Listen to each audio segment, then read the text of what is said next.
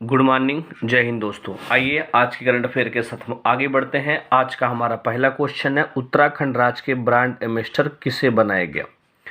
तो उत्तराखंड राज्य के जो ब्रांड एम्बेसडर बने हैं ये बने हैं प्रसून जोशी जी। कौन भैया बने हैं? प्रसून जोशी जी बने हैं, प्रसून जोशी। अगर आपसे बात कर लिया जाए ये प्रसून जोशी है कौन से भाई, ये जो प्रसून जोशी हैं भाई, ये जो सेंसर बोर्ड है, सेंसर बोर्ड, इसके क्या हैं भाई साहब, ये अध्यक्ष हैं। अध्यक्ष हैं सेंसर बोर्ड के, क्या हैं ये? अध्यक्ष हैं। ये उत्तराखंड के क्या बन चुके हैं? ब्रांड एम्बेसडर बन चुके हैं, उत्तराखंड के निवासी भी हैं। अगर आपसे बात कर लेते हैं उत्तराखंड की बात करें तो उत्तराखंड के सीएम कौन है भाई? पुष्कर सिंह धामी। पुष्कर सिंह धामी ये उत्तराखंड के क्या हैं? मुख्यमंत्री हैं। यहाँ के राज्यपाल कौन हैं? तो याद रखिएगा गुरमीत सिंह, जनरल गुरमीत सिंह जो हैं ये यहाँ के क्या हैं? राज्यपाल हैं।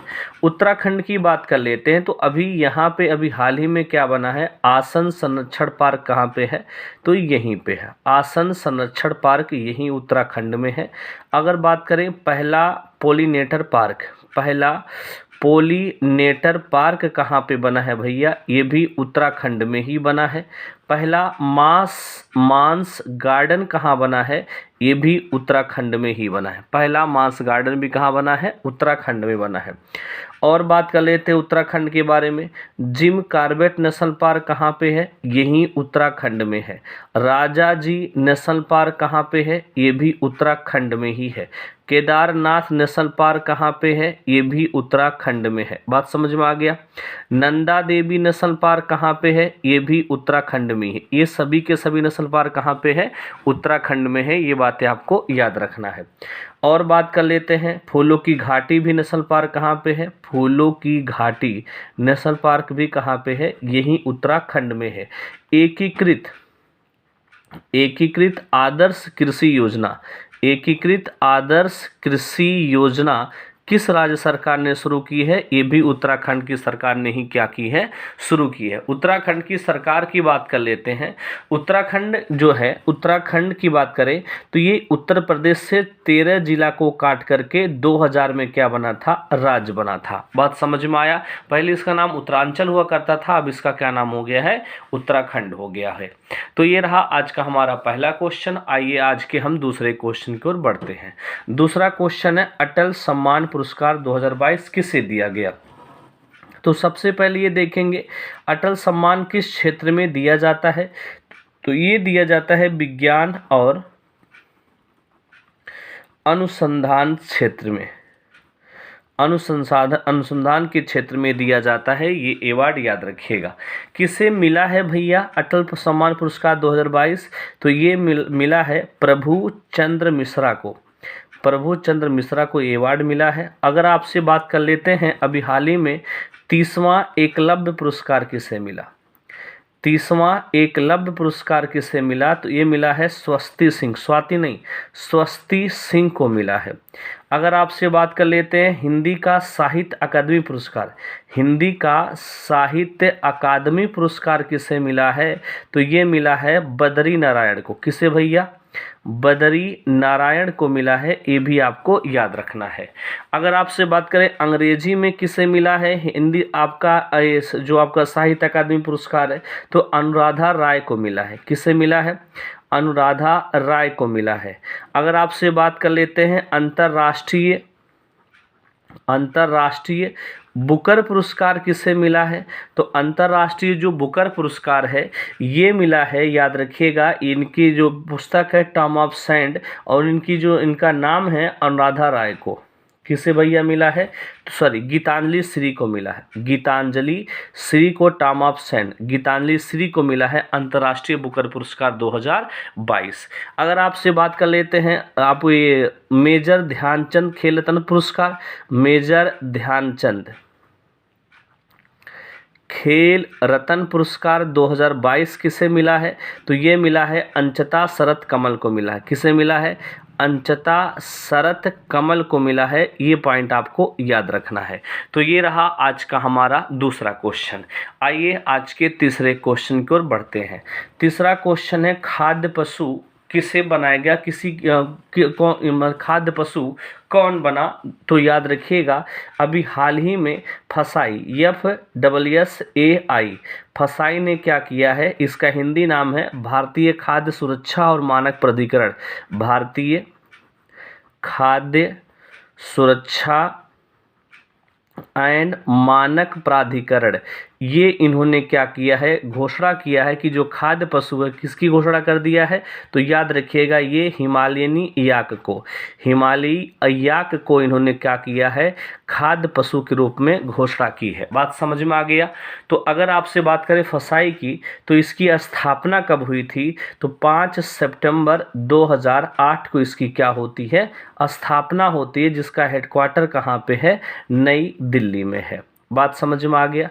अगर आपसे बात कर लें इसके अध्यक्ष कौन है, तो राजेश भूषण जी इसके क्या हैं, अध्यक्ष हैं, ये पूछा गया था, याद रखिएगा, इंपॉर्टेंट है। राजेश भूषण जी इसके क्या हो गए, अध्यक्ष हो गए। आइए हम अगले क्वेश्चन की ओर बढ़ते हैं। हमारा अगला क्वेश्चन कुछ किताबों के नाम से है। पहला किताब है हमारा on board my years in BCCI के लेखक कौन है, on board my years in BCCI के लेखक कौन है, तो ये हैं भैया रत्नाकर सेठी। रत्नाकर सेठी क्या है, लेखक हैं इस किताब के। बात समझ में आया। अगला क्वेश्चन है how to prevent the next pandemic, तो ये किस लेखक कौन है, तो याद रखिएगा बिल गेट्स। बिल गेट्स जो है, ये जो महामारी आई है, अगली महामारी से हम कैसे बचें, इसके लेखक कौन है, बिल गेट्स है। अगला किताब है भाई साहब, अगला किताब की बात करें fox in the road my day 8 RRB and beyonds, इसके लेखक कौन है भाई साहब, तो ये हैं सी रंगराजन। ये जो है पूर्व RBI गवर्नर हुआ करते थे, सी रंगराजन, 19वें नंबर के, ये इसके लेखक हैं। द इंडिया स्टोरी के लेखक कौन है भाई साहब, तो बिमल जालान, ये भी क्या थे, RBI के पूर्व गवर्नर हुआ करते थे, ये इन्होंने किताब लिखी है। The little book of Joy, इसके दो लेखक हैं, दलाई लामा प्लस देशमंड टूटू, ये इसके क्या हैं, लेखक है। देशमंड टूटू इसके क्या हैं, लेखक हैं, Dalai Lama. Tomb of Sand, देखिए आ गया, टॉम ऑफ सैंड के लेखक कौन है भैया साहब, गीतांजलि श्री हैं। गीतांजलि श्री, इनको क्या मिला है, याद रखिएगा, ये अंतर्राष्ट्रीय बुकर पुरस्कार पाई हैं। और इनके साथ एक लोग और पाए थे जो इस किताब का अंग्रेजी अनुवाद किए थे, और उनका नाम क्या है, याद रखिएगा, डेजी रॉकवेल। अगला है आपका फीयरलेस गवर्नेंस के लेखक कौन है, तो ये हैं भारत की पहली महिला IPS Kiran Bedi. Fearless governance के लेखक हैं भारत की पहली महिला IPS किरण बेदी। तो ये रहा हमारा आज के चौथा क्वेश्चन। आइए अगले क्वेश्चन की ओर हम बढ़ते हैं। जी हाँ, अगला क्वेश्चन हमारा है नहीं के अध्यक्ष कौन बने, तो आइए नहीं को भी हम लोग निपटा लेते हैं। तो इसका पूरा नाम है national highway authority of India के अध्यक्ष कौन बने हैं, तो याद रखिएगा संतोष कुमार यादव। संतोष कुमार यादव ये बने हैं national highway authority of India के अध्यक्ष। अगर हम इसकी बात कर लेते हैं, इसकी स्थापना 1988 के अधिनियम के तहत होती है। हेडक्वार्टर कहाँ है भैया, नई दिल्ली में है। नई दिल्ली में इसका क्या है, हेडक्वार्टर है। ये पॉइंट आपको याद रखना है। अगर आपसे बात कर लेते हैं भाई साहब कुछ और वर्तमान में कुछ अध्यक्ष जो बदले हैं उनके अध्यक्ष, तो भारतीय ओलंपिक संघ के अध्यक्ष कौन बनी है, पहली बार बनी है महिला भारतीय ओलंपिक संघ के अध्यक्ष। ओलंपिक संघ के अध्यक्ष कौन बने हैं, तो ये बनी है, याद रखिएगा, PT ऊषा, जिन्हें हम उड़न परी के नाम से भी जाना जाता है, PT ऊषा बनी है। बात समझ में आ गया। आइए आगे बात कर लेते हैं। जैसे रेलवे बोर्ड के अध्यक्ष कौन बने हैं, रेलवे बोर्ड के अध्यक्ष कौन बने हैं, अनिल कुमार लाहौटी बने हैं। अनिल कुमार लाहौटी बने हैं रेलवे बोर्ड के क्या भैया, लाहौटी बने हैं रेलवे बोर्ड के अध्यक्ष। तो ये रहा हमारा ये क्वेश्चन। आइए हम अगले क्वेश्चन की ओर बढ़ते हैं। अगला क्वेश्चन है अंतर्राष्ट्रीय समुद्र तट महोत्सव कहाँ मनाया गया, तो ये पहली बार मनाया गया कहाँ पे भैया, केरल में मनाया गया अंतर्राष्ट्रीय समुद्र तट महोत्सव। केरल में आपको पता होगा भारत का सबसे छोटा नेशनल हाईवे है जिसका नाम है 996B, याद रखिएगा, वेलिंगटन टू कोच्चि जाता है, ये याद रखना है। ये आपको सबसे छोटा नेशनल हाईवे और सबसे बड़ा केरल में ही सबसे छोटा नेशनल हाईवे 996 बी है, जो सबसे छोटा है, जो वेलिंगटन टू कहाँ जाता है, कोच्चि जाता है। कुछ उत्सव की बात कर लेते हैं। धनु जात्रा उत्सव। धनु जात्रा उत्सव का 75 वर्ष पूरे होने, जब हमारा देश आज़ाद हुआ था उसी समय हम इसको मनाना शुरू किए थे। और ये धनु जात्रा कहाँ मनाया जाता है भैया, उड़ीसा में मनाया जाता है। हरेली पर्व कहाँ मनाते हैं भैया, हरेली पर्व मनाते हैं छत्तीसगढ़ में। ये 2022 में सब मनाया गया है छत्तीसगढ़ में। और बात करते हैं पोंगल कहाँ मनाते हैं भैया, तमिलनाडु में मनाते हैं। पोंगल कहाँ मनाते हैं, तमिलनाडु। जल्लीकट्टू कहाँ मनाते हैं भैया, जल्लीकट्टू भी कहाँ मनाते हैं, तमिलनाडु मनाते हैं। और त्यौहार के बात करें, सिकारा, हाँ दिखा, सिकारा कहाँ मनाते हैं, जम्मू कश्मीर में। ट्यूलिप भी कहाँ मनाते हैं भैया, ये भी जम्मू कश्मीर में ट्यूलिप भी मनाते हैं। और बात कर लेते हैं, जल्लीकट्टू भी हो गया। और एक गुड़ी पड़वा, गुड़ी पड़वा कहाँ मनाते हैं, तो ये मनाया जाता है भैया महाराष्ट्र में, महाराष्ट्र में। और बात कर लेते हैं, गणगौर पर्व कहाँ मनाते हैं, गणगौर ये राजस्थान में मनाया जाता है। कहाँ भैया, राजस्थान में। सरहुल इंपॉर्टेंट है, सरहुल कहाँ मनाते हैं, झारखंड में मनाते हैं सरहुल पर्व। ये भी लाइन आपके लिए इंपॉर्टेंट हो जाती है। आइए हम अगले क्वेश्चन की ओर बढ़ते हैं। हमारा अगला क्वेश्चन है आपका, लोकायुक्त विधेयक पारित करने वाला पहला राज्य कौन बना, तो ये बना है भैया महाराष्ट्र बना है, लोकायुक्त विधेयक पारित करने वाला। और अगर मान लीजिए किसी मुख्यमंत्री या उसके परिषद के खिलाफ अगर आप जांच को बैठाना चाहते हैं, तो याद रखिएगा वो जो विधानसभा होगी उसके 2/3 सदस्यों को क्या करना होगा, पारित करना होगा। तो क्या कभी ऐसा संभव हो पाएगा, ये बताइए थोड़ा। क्योंकि अगर मुख्यमंत्री खिलाफ बात करेंगे विधानसभा में, उसके खिलाफ जांच बैठाएंगे, तो उसके विधानसभा में जो रहेंगे उससे 2/3 पारित कभी करवा पाएंगे, क्योंकि मुख्यमंत्री तो ही रहेगा भैया जिसकी बहुमत है। बात समझ में, क्या पारित हो पाएगा। लेकिन चलिए हो गया तो हो गया, क्या करना है। अगर महाराष्ट्र की बात करें, महाराष्ट्र के ये आपका लोक नृत्य क्या है, यक्षगान है, पूछा जाता है, इंपॉर्टेंट है। और बात कर लेते हैं यहाँ पे, यहाँ के मुख्यमंत्री कौन है, एकनाथ शिंदे मुख्यमंत्री हैं। यहाँ के राज्यपाल कौन है, भगत सिंह कोश्यारी। भगत सिंह कोश्यारी क्या है, राज्यपाल हैं। ये सीएम है और ये क्या है भैया, गवर्नर हैं। ये पॉइंट आपको याद रखना है। आइए हम अगले क्वेश्चन की ओर बढ़ते हैं। हमारा अगला क्वेश्चन है, संयुक्त राष्ट्र मुख्यालय में किस भारतीय महापुरुष की प्रतिमा स्थापित की गई है। तो मोस्ट इंपॉर्टेंट क्वेश्चन है। अगर आइए इससे हम आपको जितने भी रिलेटेड अभी 2022 में जितना भी स्टैचू बना है उनकी चर्चा यहीं कर लेते हैं। तो संयुक्त राष्ट्र मुख्यालय में किस भारतीय महापुरुष की प्रतिमा बनी है, तो याद रखिएगा महात्मा गांधी की। ये पहले ऐसे भारतीय हैं जिनकी प्रतिमा वहाँ बनी है। इसका उद्घाटन किसने किया, अगर आपसे पूछे तो 3 लोग मिलकर के इसका क्या किए हैं, उद्घाटन किए हैं। तो उस वहाँ के जो महासचिव होते हैं, आप संयुक्त राष्ट्र के महासचिव एंटोनियो गुटेरस ने क्या किया है, इसका उद्घाटन किया है। और महासभा के जो महाअध्यक्ष होते हैं उन्होंने भी इसका क्या किया है, अनावरण किया है। साबा कुरैशी हैं, उनका नाम क्या है, साबा कुरैशी। और भारत के जो विदेश मंत्री हैं एस जयशंकर, ये तीनों लोगों ने क्या किया है, अनावरण किया है। ये पॉइंट आपको याद रखना है। आइए बात कर लेते हैं जो लेटेस्ट में अभी सब कुछ है, मूर्तियां स्टैचू बनी है। तो सबसे पहले बात करें statue of prosperity, statue of prosperity, जिसे क्या कहा जा रहा है, समृद्धि की मूर्ति कहा जा रहा है। समृद्धि की मूर्ति कहाँ बना है भैया, किसकी मूर्ति है, तो नाद प्रभु केम्पेगौड़ा की है। नाद प्रभु केम्पेगौड़ा की है। और ये कहाँ बना है, बंगलुरु में बना है। नाद प्रभु केम्पेगौड़ा की है, बंगलुरु में बना है। ये पॉइंट आपको याद रखना है।